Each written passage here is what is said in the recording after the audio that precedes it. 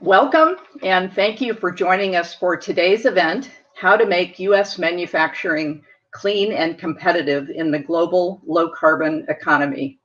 My name is Dorothy Robine, and I'm a senior fellow with Boston University's Institute for Sustainable Energy. I'm also on the board of ITIF. Today's event is focused on the nexus of climate and manufacturing, specifically how the need to decarbonize the U.S. economy creates a unique and fleeting opportunity to restore U.S. leadership in manufacturing, including in sectors that don't currently exist. ITIF just released an excellent report on this subject, which was done in partnership with BU's Institute for Sustainable Energy and the Fraunhofer USA Center for Manufacturing Innovation. We'll hear from two of the authors of that report, along with a commentator on today's panel of speakers.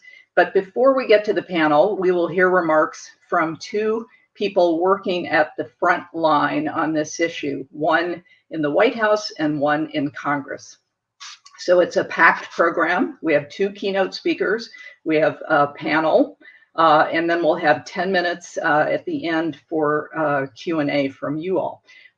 So you can submit your questions using the Slido app on ITIF's event webpage or in the YouTube description. Our first keynote is Jane Flegel. Jane is with the White House Council on Environmental Quality, where she is Senior Director for Industrial Emissions. I love that title. In that position, which I'm pretty sure did not exist previously at CEQ, Jane is responsible for advancing policies that will reduce greenhouse gas emissions while supporting job creation in the manufacturing and industrial sectors. Jane has a PhD in environmental science and policy from UC Berkeley, go Bears, and her resume includes work with the Bipartisan Policy Center and several philanthropic organizations where she led grant making to combat climate change. Our second keynote speaker is Congressman Paul Tonko, who represents New York's 20th District in the US House of Representatives. He serves on the Energy and Commerce Committee, and he chairs the subcommittee on the environment and climate change. He also serves on the House Science Committee. Before being elected to the House in 2008, Congressman Tonko ran the New York State Energy Research and Development Authority, NYSERDA. He's an engineer by training, one of only about a dozen in Congress, and early in his career worked as an engineer for the New York PUC. Congressman Tonko couldn't be here live, but pre-recorded some remarks for us. Jane, we'll start with you and then hear from Congressman Tonko. Thanks so much for having me. Go Bears. As Dorothy said, I'm Jane Flegel, and I am indeed the first ever Senior Director for Industrial Emissions at the White House Council on Environmental Quality, which I think reflects how committed the Biden-Harris administration is to this set of issues. And thank you especially to the organizers and authors of today's report for pulling together a really fantastic document on a topic that is near and dear to my heart. I'm particularly grateful because while industry is incredibly important for so many societal objectives, including but not limited to the transition to an equitable clean energy economy, it very rarely gets the attention it deserves. One of the things I love about this report is the way it weaves together two challenges that are far too often treated separately: revitalizing domestic manufacturing and decarbonizing industry. This is exactly how we see things in the administration as well. I think it's worth taking a moment to reflect on what we mean when we say industry. Industry encompasses manufacturing, construction, waste processing. The industrial sector produces all of the physical stuff that underpins our modern life.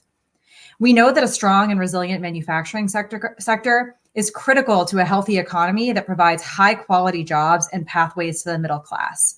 Yet, as the report points out, we have underinvested in domestic manufacturing for years, especially relative to our global competitors. And if the last year has taught us anything, it's that the security and resilience of our supply chains is absolutely essential. To remain strong economically and otherwise, the US must rebuild its manufacturing sector. And the clean energy transition creates an important opportunity to reinvest, to ensure that we make many of the products that underpin the clean energy economy here, and in a way that creates economic opportunity for real communities and cleans up the air and water.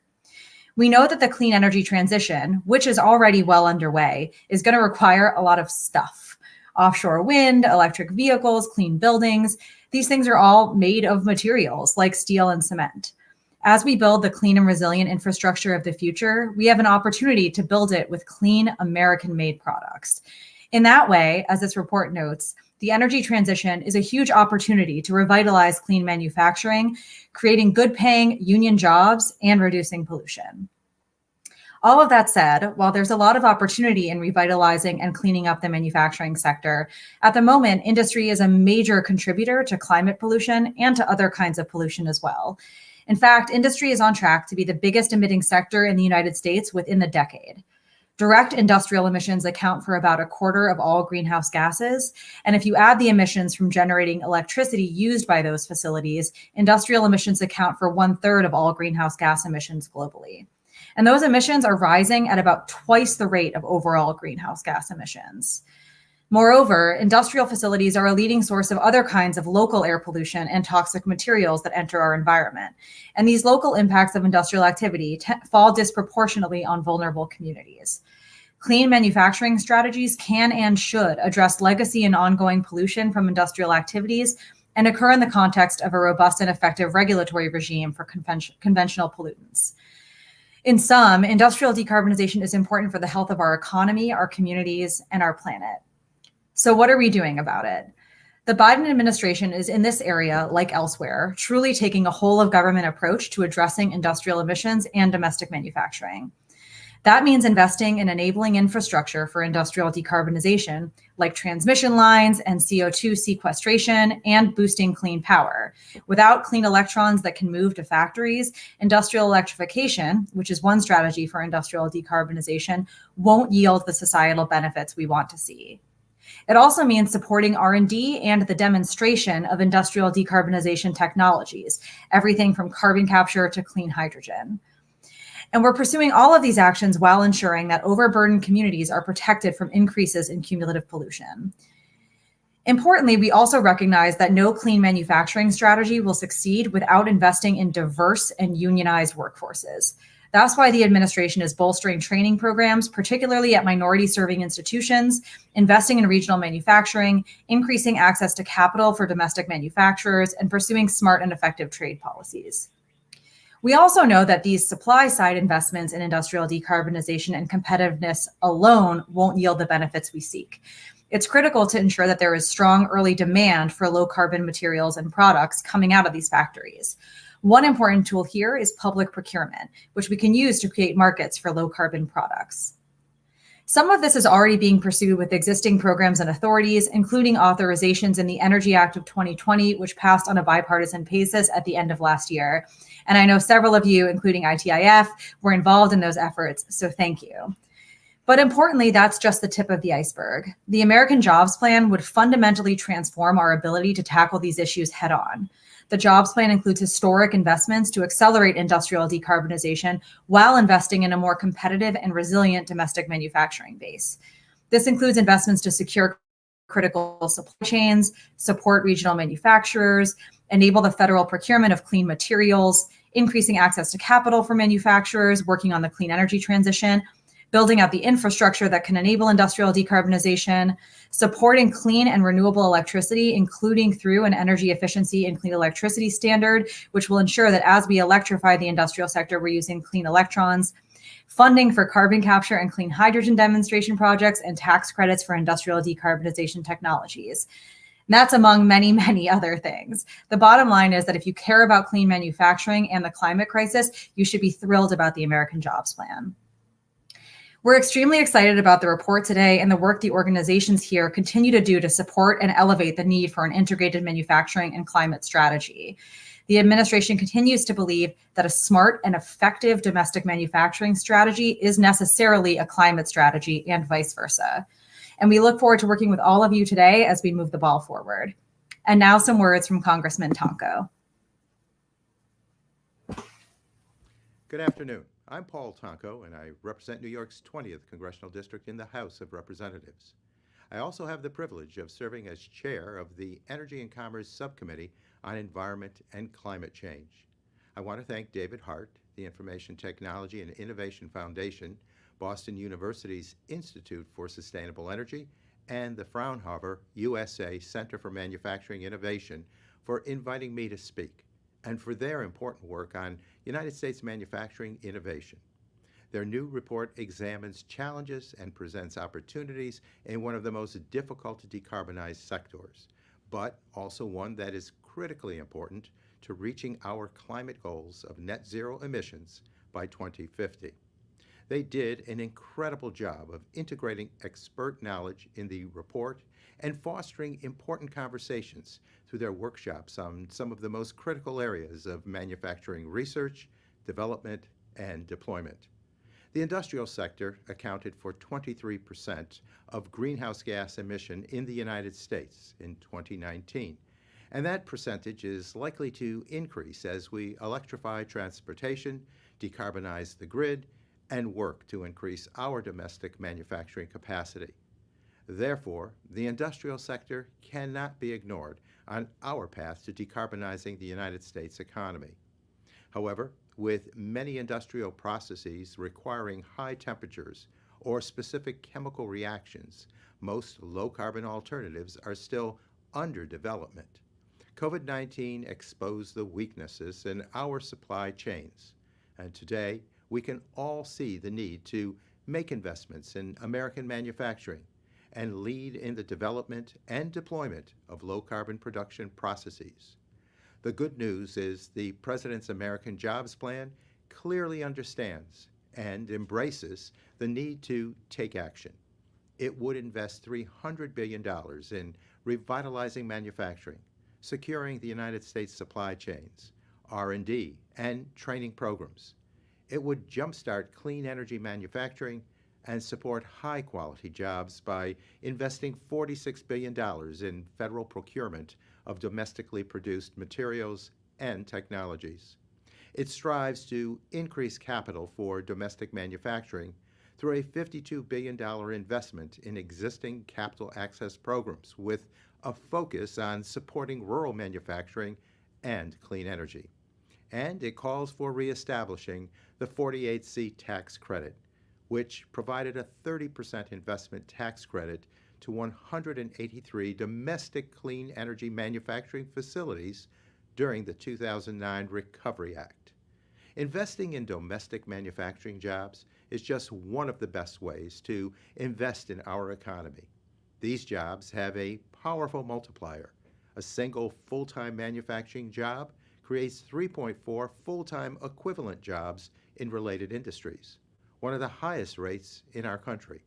This agenda also recognizes that decarbonizing U.S. industry requires investing in U.S. industry, and investing in our manufacturers is the key to America's long-term global competitiveness. America can and should manufacture products with the lowest emissions in the world. If we do not, America's competitors will make those same products with much weaker environmental and labor standards. I can tell you, as Congress has begun to work on this competitiveness agenda, we have given a lot of care to energy-intensive and trade-exposed industries to avoid risks of offshoring U.S. jobs and emissions. We must also acknowledge how sectors are interconnected. If we're able to enact a massive and much-needed infrastructure package, we will create demand for emissions-intensive products. If we want to produce those products domestically, continuing to grow jobs, our economy, and domestic manufacturing opportunities, it is critical that we make those facilities as decarbonized as possible. So we do need a holistic approach that provides investments and a transition pathway for each sector. For example, the building sector, which is also a big component of the President's AJP, will rely on cement, steel, and insulation for the new constructions and retrofits being proposed. And unlike operational emissions, embodied emissions in buildings are locked in place on day one. They cannot be reduced through retrofits or new energy-efficient technologies in the future. Embodied carbon is estimated to represent nearly 1/2 of emissions from new constructions between now and 2050. So finding ways to produce low-emissions construction materials in a cost-competitive way will be essential to achieving our goals. So I am very eager to work with the administration to put manufacturing at the center of both our economic recovery and climate agendas. But these efforts will require action by Congress. I would like to briefly explain some of the legislation that my colleagues and I on the House Energy and Commerce Committee are working to advance. In March, Chair Pallone, Chair Rush, and myself introduced the Clean Future Act as a way to ensure the U.S. achieves net zero greenhouse gas emissions by 2050. It addresses decarbonization across all sectors of our economy. Among its many provisions, it would establish a DOE Assistant Secretary for Manufacturing and Industry, provide new grant and rebate opportunities to states and manufacturers for adoption of smart and efficient technologies, and modernize DOE's Loan Program Office repayment evaluation. The Clean Future Act also recognizes the power of federal procurement and establishes a federal Buy Clean program, which would reduce the embodied emissions of materials used in the construction of federally funded infrastructure projects. A relatively small number of facilities make up a very large share of industrial sector emissions. Many of those products, including cement and steel, are purchased in large quantities by the public sector. In the United States, nearly 1/2 of all cement and 1/5 of steel is purchased with tax dollars. These products are critical to our goals of rebuilding America's infrastructure, and we have the opportunity to support building with cleaner, more innovative materials than ever before. It is critical for the federal government to help create a market for low-emissions materials. This Buy Clean proposal would also standardize how manufacturers produce environmental product declarations so the private sector can make informed decisions.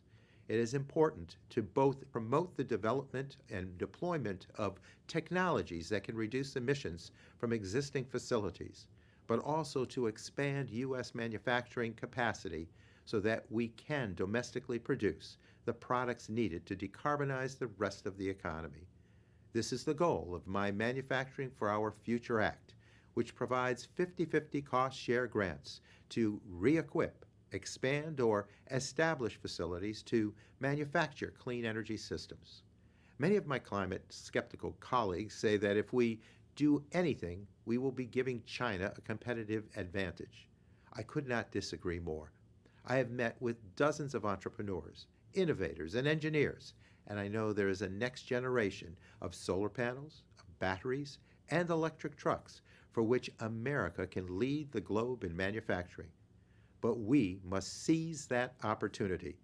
My bill is also designed to support the decarbonization of existing facilities that manufacture energy-intensive products, and it provides additional support for projects in localities with historically fossil-based economies by providing up to an 80% federally funded cost share.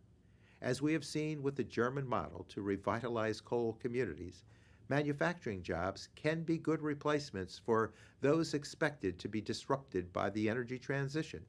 But we must actively work to ensure investments are driven into these communities.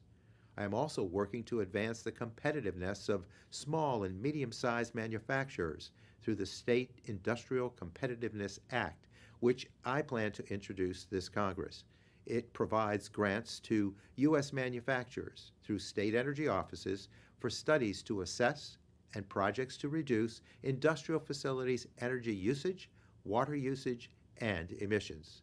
This proposal is intended to complement and expand upon the work of existing programs, such as DOE's Industrial Assessment Centers. It was modeled on New York State's successful FlexTech program. Finally, one decarbonization strategy growing in recognition is the use of clean hydrogen. clean hydrogen has the potential to mitigate greenhouse gas emissions in several difficult-to-decarbonize sectors, not only in the industrial sector from processes such as metals and chemical production, but also those from heavy-duty transport, power generation, and others.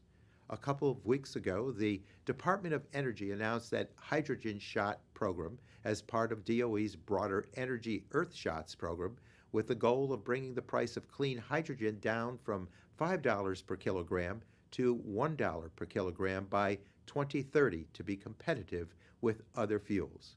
Currently, the price of clean hydrogen is the primary barrier to its utilization.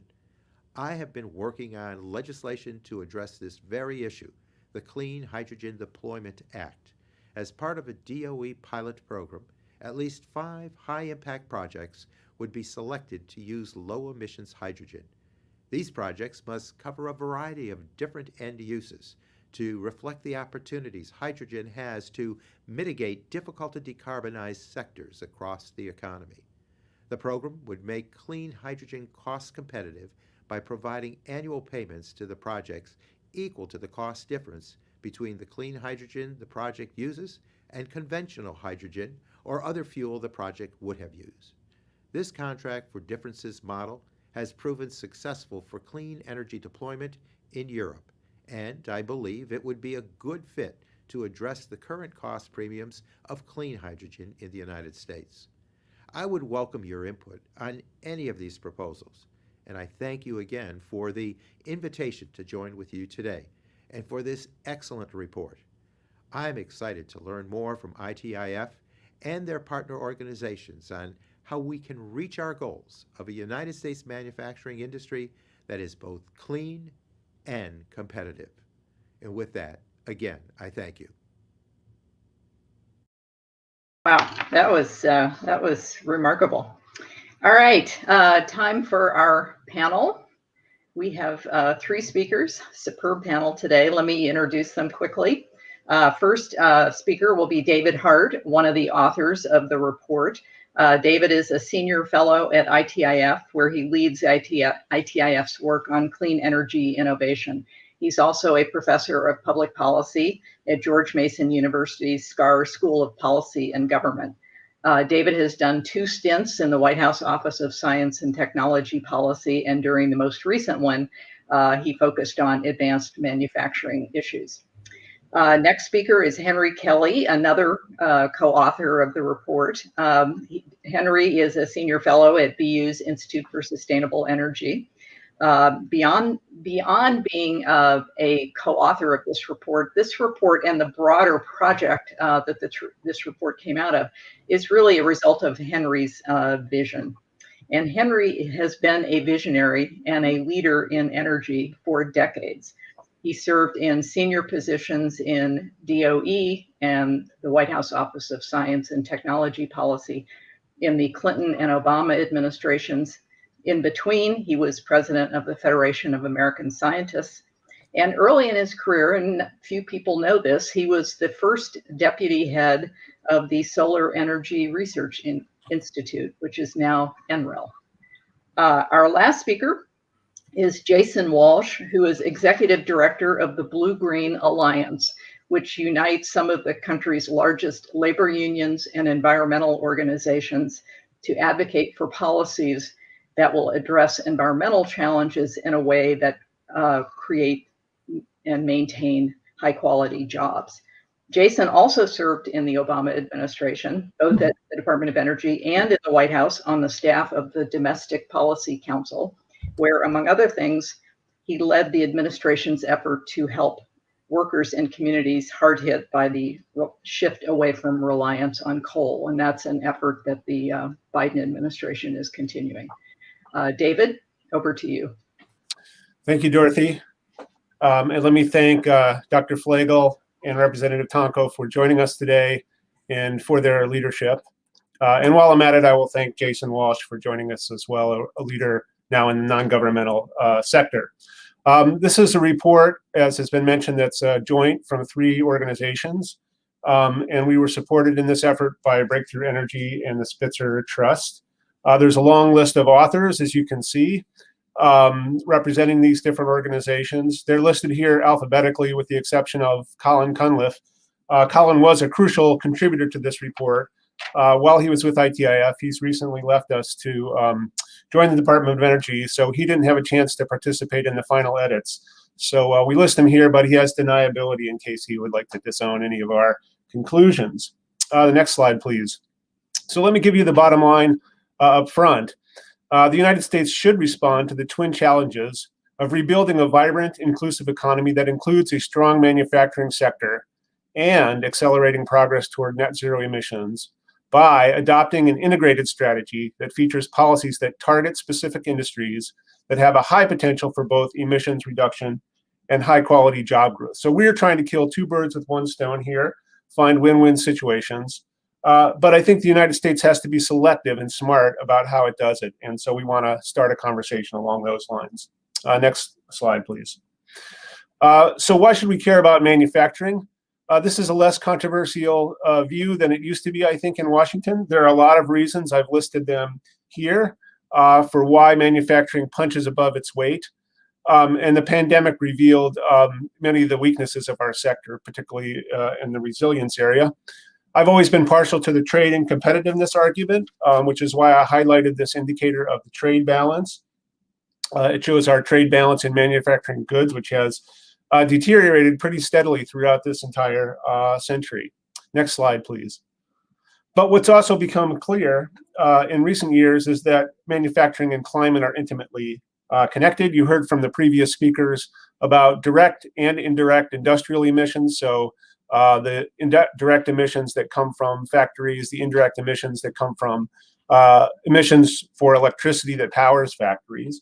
So those are very important reasons to worry about manufacturing in the climate context. But also, as the speakers mentioned, it's going to be important to produce stuff that reduces emissions across all sectors.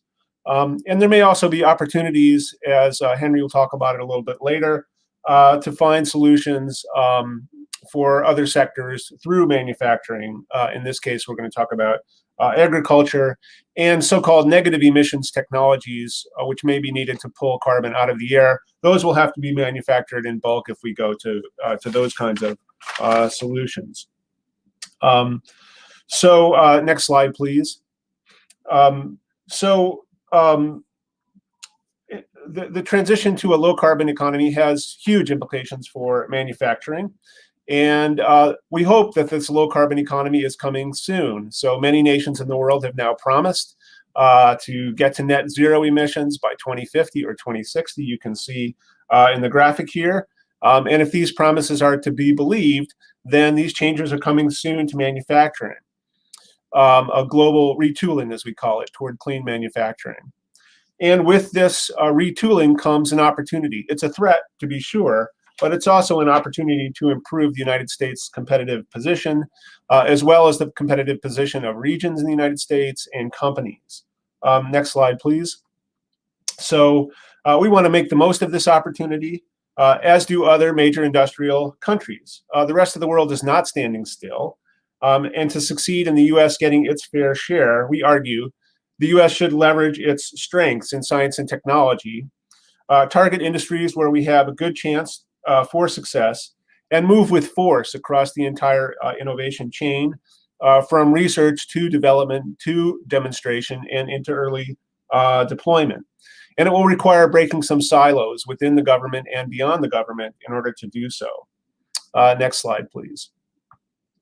In our thinking about this challenge, we draw on the work of my ITIF colleague, Rob Atkinson, which he set forth in this recent important paper, and try to answer these four questions, albeit in a preliminary and limited fashion. So this is just our first cut at this. We will continue this project in the coming year and hopefully provide more detailed responses. But the questions include, can the industry contribute to national goals, in this case, revitalizing our economy and responding to climate change? Can we leverage existing strengths in those sectors? Would federal policy strengthen the industry's performance? And is the industry ready to participate in such a program, and would it share the costs? And then finally, for our own purposes, we want to add value. So there are a number of sectors that have been studied extensively, and we tried to pick ones that haven't received as much attention as they should. The next slide, please. So our process for doing so involved talking to experts. Our research team convened 4 workshops, and the proceedings of these workshops are available online if you'd like to see what the experts had to say. I want to be very clear that this is not an expert consensus. We didn't ask those who participated in our workshops or our interviews to agree with the report, and certainly many of them might disagree with it. So we appreciate their offering their views, and we've tried to synthesize them here. And so from that effort, we've identified 4 opportunities across 4 industries that we think haven't gotten enough attention, but offer really large opportunities. And I'm going to turn it over to Henry to talk about those industries. Well, thank you, David. I'm going to have to move quickly through these 4 different areas. We can go to the next slide. One of the things that we hope to point out in this report is how extensive the opportunities are in U.S. manufacturing. That is both looking at what we're producing and how we're producing it. And the first sector that we focus on here is hydrogen. You can see that there are forecasts for enormous growth in hydrogen production. A lot of this growth is not in areas that we traditionally thought about, namely automobiles, but most of this is, as Congressman Tonko pointed out, is now focusing on industrial uses such as steel, chemical manufacturing, and transportation like maritime heavy trucks, perhaps aircraft that can't be easily converted to electricity. So the next question is, is there an opportunity to change the ground rules for producing and using hydrogen? The answer is yes. The next slide. The goals that have been set by the administration are tough but credible. One of the things that needs to be done is to find ways of reducing the cost of green hydrogen to a level that it can compete with the traditional natural gas production. Next slide. We're not alone in recognizing the opportunity here. There is enormous interest in this in Europe and in Asia. You can see here the planned hydrogen investments in Europe are very large. They have a very ambitious set of goals and a roadmap. Places like Australia are thinking about making ammonia and exporting green ammonia as a product. So we're competing in a very active field. Next. So then the question is, what do we do about it? The administration has the outlines of a very productive plan. The goal of $1 a kilogram is certainly doable. It's going to require a concerted, organized investment, not just on research, but also in finding ways of scaling it up. And producing it is only part of the problem. You need to transport it, store it, and find ways of using it in industry and transportation. All of these need to be part of an integrated national program. One of the big problems is, of course, finding ways to fund scale-up and demonstration programs and how to integrate federal procurement into this strategy. And there are many opportunities, as the Congressman pointed out, for using federal and state procurement to accelerate the transition. And of course, there's also a lot of room for considering standards and safety. Next. The next area has to do with more of what we're producing than how we're producing it, but the market for heat pumps and systems that provide air conditioning are growing explosively. You can see these. We're talking about several billions of units, and this doesn't include something like 4 billion air conditioners that are going to be sold worldwide because of climate change and increasing incomes worldwide. The electrification of buildings, both new and in retrofits to replace existing natural gas appliances, will be essential. And so the market here is very big, and the question is what fraction of this new market can the U.S. capture? Next. There are a lot of technical opportunities. The current technologies work. We'd like to see a lot more efficiency. We're something like 3 times below the theoretical efficiency of heating, and with perhaps similar opportunities in the technical opportunities in drying. There are many ways of many technologies that are offering potential for very large efficiency gains, and including the use of so-called geothermal systems, which are just pulling the heat out of the ground. In Europe, there's a lot of experimentation with community systems that have loops that are drawn on by several buildings. And there are many opportunities in mechanical and other approaches to drying. So they're both industrial applications for these technologies and a huge potential in buildings. Next. The competition in this space is intense, and the Europeans have a very ambitious roadmap with the goals of setting up a number of very large factories in the next 10 years. Japan is one of the world's leaders in heat pump technology. So this is a field where competition will be stiff. Next. So to get there, again, we'd like to see an integrated roadmap. This has been a somewhat underappreciated opportunity. We need to find ways of providing incentives for the manufacturers of these devices so that the U.S. producers can be at the head of the game, particularly building on technology. You'd like to find ways of getting standards for both equipment and for whole buildings that reflect the importance of heat pumps, and these need to include the challenge of grid integration and cybersecurity. The building retrofit program needs to consider not just fixing the building shell, but also upgrading the appliances to include electrification, including heat pumps. And of course, again, federal procurement for retrofits of federal buildings will be important. Next. The next opportunity we're focusing on is chemical production. It's a big part of U.S. employment. It's a big part of U.S. emissions. This industry is going to go through some significant changes. 2/3 of oil and gas now goes for electricity or transportation or other applications where electrification could have a very significant impact on the mix of the products they're producing. At the same time, the market for products other than transportation, building heat, and electricity are exploding. Huge increase in demand for plastics and other chemical products, in part driven by energy efficiency, because the plastics are lightweight and provide other features that make devices more efficient. Next. So the chemical industry now, of course, uses fossil fuels for both production and as feedstocks, and there are opportunities to find substitutes for both. There are several major opportunities. One is simply recycling, taking these produced products and reusing them. This is, of course, partly technical and partly a policy challenge.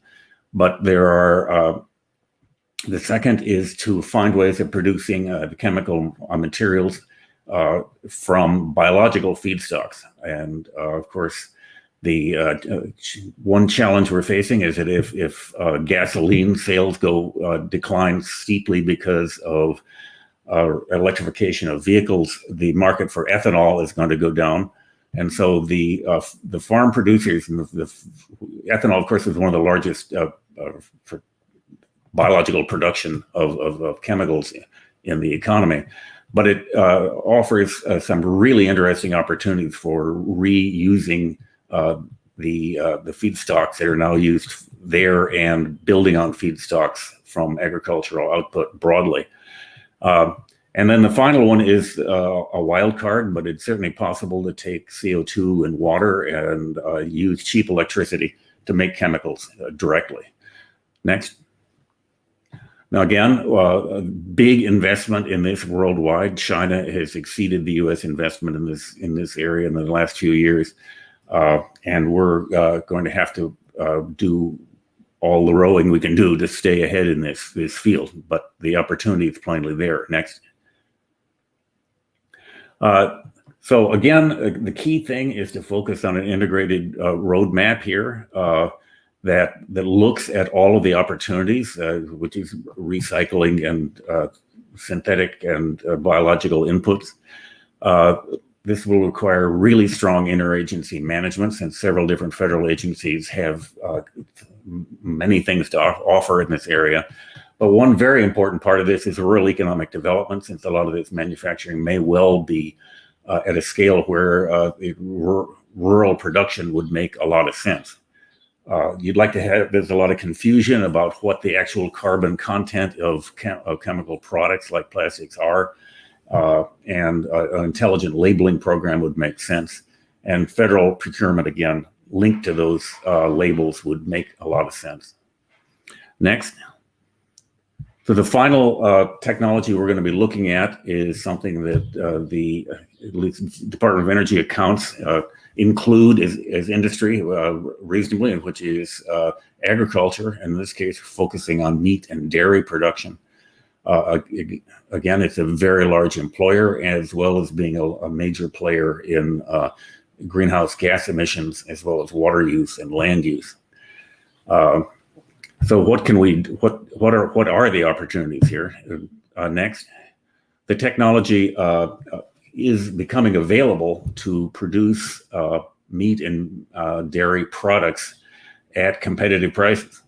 And this is both the opportunities there are in part driven by the rapid decline in the cost of sequencing and gene and synthesis of DNA that allows biological processes to simulate the natural processes that are producing food products today. So one of the things that this has led to is the use of fermentation to produce virtually any food, any product you can think of, including it's been used primarily for medical pharmaceutical products. Virtually all insulin today is made using this technique. But the same technology can be used to produce things like whey and other dairy products.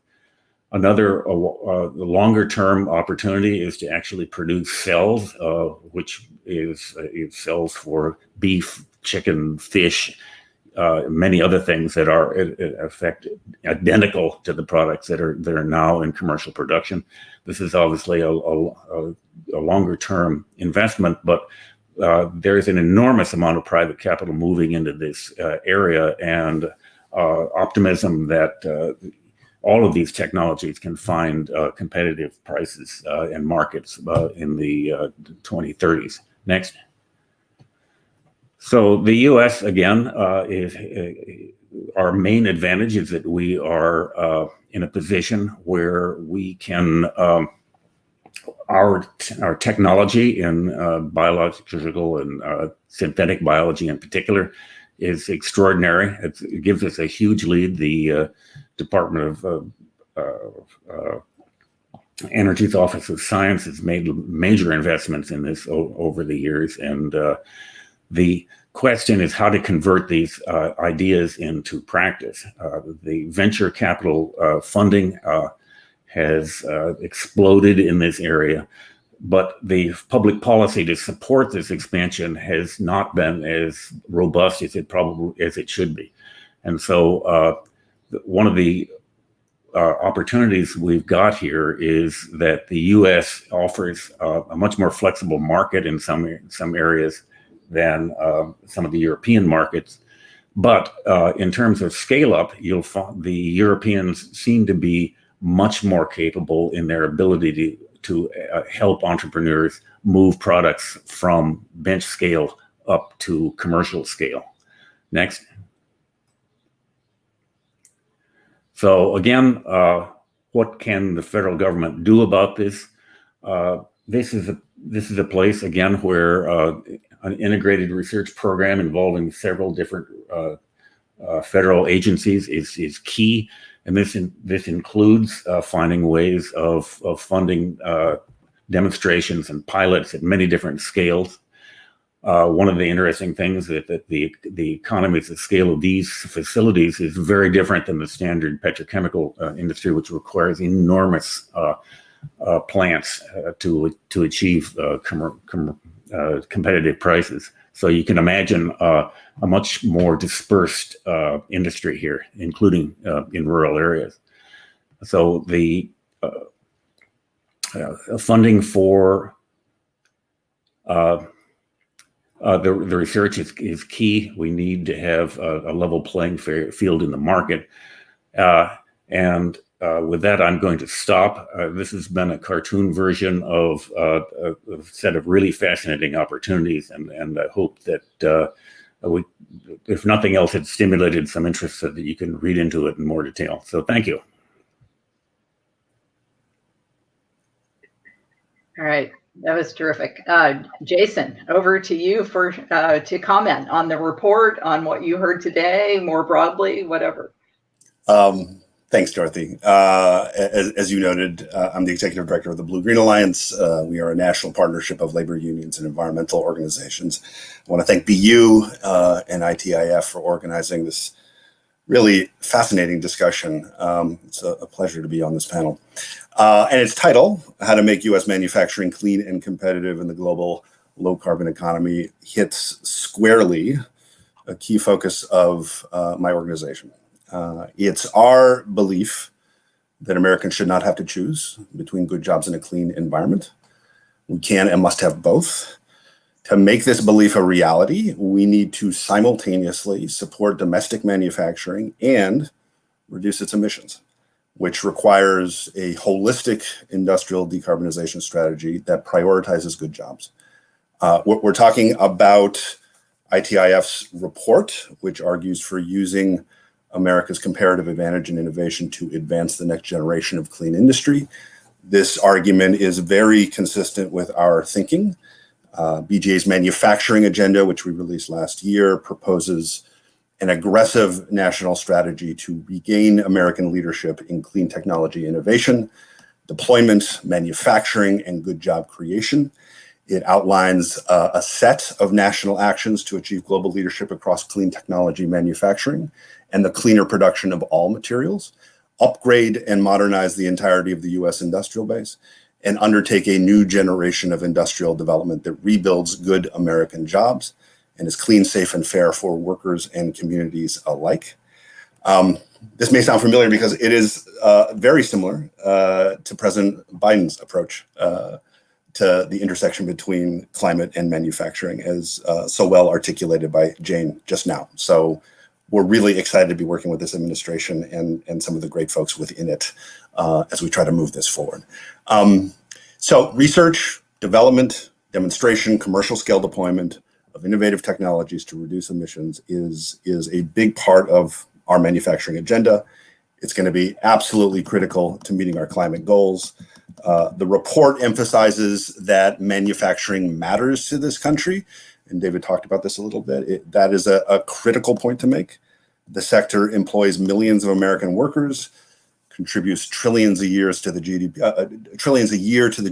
accounts for more than 2/3 of private sector R&D, and plays a central role in the balance of U.S. imports and exports. It has the proven ability to provide pathways into the middle class, as Jane noted, for millions of workers and families by creating high-skill, high-wage jobs, although it hasn't always lived up to that promise. And the materials it produces, stuff it produces, like steel, aluminum, cement, are necessary for both clean technologies and infrastructure, and more generally for modern life. For decades, U.S. manufacturing policy, or the lack thereof, has largely failed. As the report notes, as U.S. manufacturing activity declined in the 2000s, domestic manufacturing employment fell off a cliff. This was bad for workers and the climate. We offshored both American jobs and pollution. We never got the jobs back, but we continued to get the pollution back in the form of embodied emissions. In 2015, we imported over 1.45 gigatons of embodied carbon, which was manufactured overseas, which was more than emitted by the entire U.S. industrial sector as a whole that year, and twice as much as any other country. The largest flow of embodied carbon in 2015 was from China to the U.S., which increased by over 300% since 1995. Transforming our energy-intensive industries to produce essential materials with far lower emissions can ensure that necessary action on climate change won't drive jobs or pollution overseas. Done right, industrial transformation can also help roll back economic inequality and reverse the slide in wages, benefits, and workers' rights that has undermined workers and their communities for decades. It's also an issue of global economic competitiveness, which the report speaks to. Prioritizing investments in modernizing heavy industry will not only reduce emissions and other pollutants, but make companies more energy and process efficient, position them to lead in a global economy in which the market demand is shifting to favor low carbon products, enable to them to create and retain good jobs over the long term. And it will position the US as a global leader in the production of technologies that will enable a low carbon future, which is far and away the most important global economic development race of our time. The report touches on several technologies that the US should prioritize for innovation, technologies that can support emission reductions while creating new jobs here at home. I want to focus on one in particular that's important to our partners, hydrogen. Innovation to reduce the cost of clean hydrogen will be key to facilitating widespread use. We need to decarbonize high temperature heat in particular, and hydrogen can make that happen. As the report mentions, hydrogen also has the capacity to create new jobs. But to build support for public investment, we also need to talk about hydrogen in terms that emphasize existing industries that can benefit from hydrogen and existing worker skill sets that map onto work in the hydrogen sector. In other words, this is not just about creating new jobs, it's about sustaining and repurposing existing jobs. There is a lot of conversation right now about energy transition, about a just transition. BGA is very much at the center of that. I want to stress that the fairest and most equitable transition for workers is one in which they don't lose their jobs in the first place. In the manufacturing sector, that means incumbent workers making new things and making old things in new ways. BGA has been highlighting how use of clean hydrogen as a fuel or feedstock for industrial processes is a promising pathway to reduce industrial emissions in critical industries like steel production. We tell this story so workers in energy-intensive industries like steel can see a way forward on climate that is not a threat to their livelihood. They can see themselves in this clean energy future that we're trying to build. It's also worth emphasizing that many of the high-wage, high-skilled jobs that will be created in the hydrogen industry will be accessible, particularly to workers who are already trained in the utility sector or in a trade like pipe fitting. They already have the skills necessary to operate a hydrogen economy. Hydrogen also exemplifies the need for policies to support commercial scale deployment of innovative technology across energy-intensive manufacturing. This is particularly clear in steelmaking, where proof of concept projects using hydrogen in industry are already underway overseas. ArcelorMittal launched a project in Hamburg, Germany, aimed at the first industrial scale production and use of direct reduced iron made with 100% hydrogen as the reductant. And in a trial at its Hofors mill, the Swedish steelmaker Ovako found that using hydrogen instead of natural gas as a source of high temperature heat is not only possible to power commercial steel production, but also had no effect on the quality of the steel. The common denominator of these and other examples of innovative steel fabrication are that none of these projects are happening in the US because we haven't had the policies in place to support them. So in addition to R&D, we need policies to drive deployment, which should include support to retool or establish facilities that use these cutting-edge processes and technologies in the US. We also need to include demand pull policies like Buy Clean, which has the potential to support market growth for technologies like hydrogen by using the power of government procurement to drive demand for low-carbon materials. We also need to recognize and reckon with the complexity of new technologies and how they fit into an economy that must support equity, counteract environmental injustice, and achieve real reductions in pollution. Hydrogen, as one example, is complicated. We need information on the climate benefits of blue hydrogen that take into account methane leakage. For all clean hydrogen, we must address concerns around safety and co-pollutants and ensure that any harmful externalities don't follow old patterns of overburdening frontline communities, which are disproportionately home to people of color or low-income communities. And more than just avoiding unjust distribution of harms, we also need a just distribution of benefits from new industries. We need substantial workforce training programs that create accessible pathways into these industries. And the owners of hydrogen facilities should enter into community benefit agreements with those in the community where they're sited. The final point I want to make is that when we talk about innovation, we need to talk not just about jobs, but good jobs. For one, the public needs to benefit from public investment in innovation, which means we need to push back against the old model of invent here, build elsewhere. And when we build here to maximize domestic job growth, we need to build out robust domestic supply chains. Advanced technologies rely on steel, cement, and components we can make here. Incorporating domestic manufacturing and domestic content requirements into federal investments can help build out supply chains for emerging technologies. We also need to ensure that any jobs created across industries are high quality and family sustaining. To do this, we need to couple new investments with labor standards and support legislation that protects and expands workers' rights broadly, like the PRO Act. So to finish, the proposals laid out in this report around targeted investment in key sectors are important steps, but we'll need to take other steps as well to address the intersecting crises of climate change, income inequality, and racial injustice, while creating high quality, good paying jobs and delivering a more equitable and cleaner economy. I'll stop there and look forward to our 4 minutes for Q&A. Go a few minutes over, I'm told. So I would love to hear David and Henry's response to Jason's comments, which I think would make for a better discussion. And I'm getting a lot of really technical questions on clean hydrogen. Well, I can. Yeah, I must look at. Jason is right on the need for a broad approach to hydrogen. The employment implications of moving from the current fossil fuel based systems to hydrogen are going to be very disruptive. But the good news is that if we do it right, we do have the opportunities to create a lot of really good new jobs, and we've got to make sure that people are trained to take them. So we've got time to do that training, but we need to start immediately. And I was really impressed by Congressman Tonko's bill, which seems to recognize that the broad scope of things that need to happen. David? Yeah, I really want to echo the point that Jason made about, the rest of the world is moving. And this was a point I tried to stress in my my presentation, particularly on demonstration projects. So there's a transition. The U.S. is very good at funding research. It hasn't been as good at commercializing. And the reason is that we need to kind of pool public and private efforts to do that. And we're not too good at that. And we need as well community partners, labor partners, I think, as Jason rightly emphasized. Part of the demonstration would involve that aspect. So it's not just about proving the technology, proving the business model, but also I think proving the social model.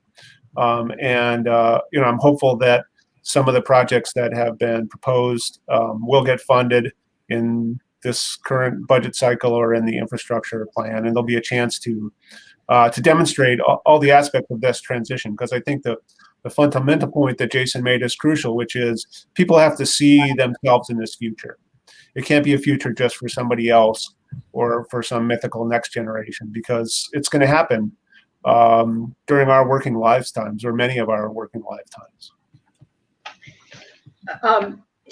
In the David and Henry question for you, in the report, you quote Bill Bonvillian talking about innovate here, manufacture there as being the current paradigm, and we. To what degree did you think about in selecting your industries? I'm interested in what led you to focus on these four. Hydrogen is an obvious one, the other three less so, and that may reflect your desire to look at some that you feel have been overlooked. But to what degree did you think about the ability to keep the jobs here once we have innovated here? So some lend themselves more to being outsourced than others. Well, I guess I can start with a shot. We had a filter which David outlined. The filter began by saying, does this industrial sector matter? Does it matter for the environment? But also, does it matter for manufacturing and jobs?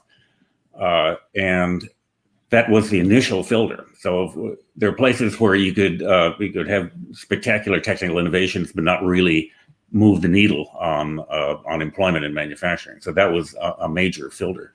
The other filter was the thought that there were big technical opportunities, so that federal intervention could really make a difference.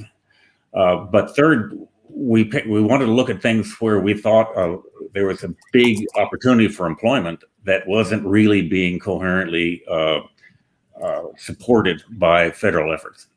And all of these areas are places where the federal investment has certainly been active over the years, but often it's been in many different agencies. It's been in, for instance, the Office of Science and the Department of Energy has not done a good job in some of these areas of moving their technologies into organizations that can actually go to scale and convert the ideas into domestic manufacturing. So I think that that set of filters is why we chose these to begin with. And obviously, there are many other areas where manufacturing can benefit from sensible climate policy. But as we keep pointing out, unless you back these climate policies with a parallel and equally aggressive manufacturing policy, you're going to miss the boat. Right. I think there's an issue of the match, though, between existing jobs. I mean, Jason talked a lot about the need retooling existing facilities and retraining existing workers.